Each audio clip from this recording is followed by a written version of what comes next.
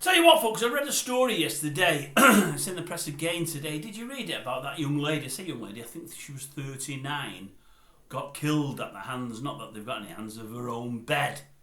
Did you read it? I mean, it's shocking, really. I think it's called an Ottoman bed. I mean, I thought that was an empire and its own ruler and whatever else. But no, an Ottoman bed. Turns out it's one of those beds where you can lift the top half up, store things underneath it, and pull it back down and sleep on.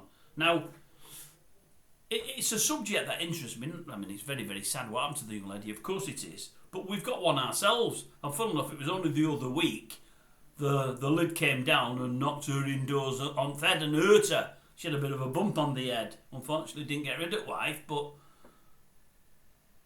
I'm not joking. Well, I am joking. I don't mean it as a joke. I know it's serious when it happened to this young lady. But this young lady here, Helen Davey, 39 years of age, the bed's fallen down on her and she's actually suffocated.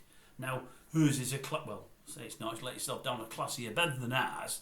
They're saying it's a gas piston bed and one of the pistons has failed and she's been looking in there, had it all up. The piston's failed and it's come down on her, trapped her, I'm guessing trapped her windpipe. She's not been able to breathe and a young 19-year-old daughter, or was it 19 or 17, a 19-year-old daughter found her a while later dead. What an awful shame, what a tragedy. But, as I say, we've got a bed similar to that without the old gas piston. You normally hold the thing all the way up and it stays up there as a rule, although the other week it did fall. I think it was coming down and I don't know, she had a head in there when it was coming down, but banged on the head and hurt a fair old amount, to be honest with you. But they are dangerous and there's some weight in them, there really, really is. But you wouldn't have thought somebody killing themselves with one, would you? You wouldn't have thought that at all. So all I will say to you folks, gentlemen or ladies, if you go on those beds, watch out for it. Did you see that thing the other week? Totally different subject, although similar ending. Did you read that in the press the other week about that guy? And it really piqued my attention because I've done it on a regular basis. Took a couple of hamburgers, beef burgers, whatever they may have been, out of the freezer. Took them out the freezer and they frozen, a couple of them together. So he's done what I've often done in the past, got a knife in between them, trying to prise them open. I've done that myself.